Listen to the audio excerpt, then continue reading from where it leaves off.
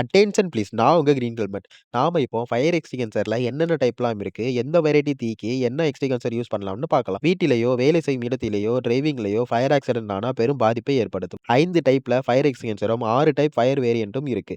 Number 1 water. இது wood, paper, cloth, plastic போன்ற solid வெரைட்டீஸ்க்கு பயன்படுத்தலாம்.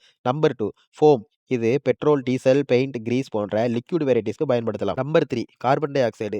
இது எலக்ட்ரிக்கல் வெரைட்டி ஃபயருக்கும், லிக்விட் வெரைட்டி ஃபயருக்கும் யூஸ் ஆகும். Number 4 powder. இது எல்பிஜி, புரோபேன், மீத்தேன் போன்ற ஃப்ளேமபிள் கேஸ் வெரைட்டீஸ்க்கு பயன்படுத்தலாம். மற்றும் பவுடர் எக்ஸ்டிங்ஷரை சாலிட், லிக்விட், கேஸ், எலக்ட்ரிக்கல் போன்றவற்றிற்கு பயன்படுத்தலாம். குறிப்பாக மெக்னீசியம், சோடியம், பொட்டாசியம் போன்ற மெட்டல் வெரைட்டி ஃபயருக்கு ஸ்பெஷல் மெட்டல் பவுடர் எக்ஸ்டிங்ஷர் பயன்படுத்தப்படுகிறது. Number 5 wet chemical. இது முக்கியமாக குக்கிங் ஆயில் போன்ற ஃபயர் வெரைட்டிக்கு பயன்படுத்தப்படுகிறது. எக்ஸாம்பிள் ஹோட்டல், ஹோம்ஸ் போன்ற இடங்களில். தங்கள் வீட்டில் இந்த டைப் ஃபயர் எக்ஸ்டிங்ஷரை வைத்திருப்பது மிக நல்லது. ஒவ்வொரு டைப் ஃபயர் எக்ஸ்டிங்ஷருக்கும் தனித்தனியான கலர் கோடு உண்டு. Water red, foam cream, CO2 black, powder blue, wet chemical yellow. Fire extinguisher use பண்றதுக்கு பாஸ் என்ற கோட் வேர்டு இருக்கு. P pull the pin. A aim the fire. S squeeze the lever. S sweep side to side. முக்கிய குறிப்பு: CO2 எக்ஸ்டிங்ஷரை பயன்படுத்தும் பொழுது குளிர் அதிகளவு வெளியேறுவதால் ஹேண்டிலை பிடித்து பயன்படுத்த வேண்டும்.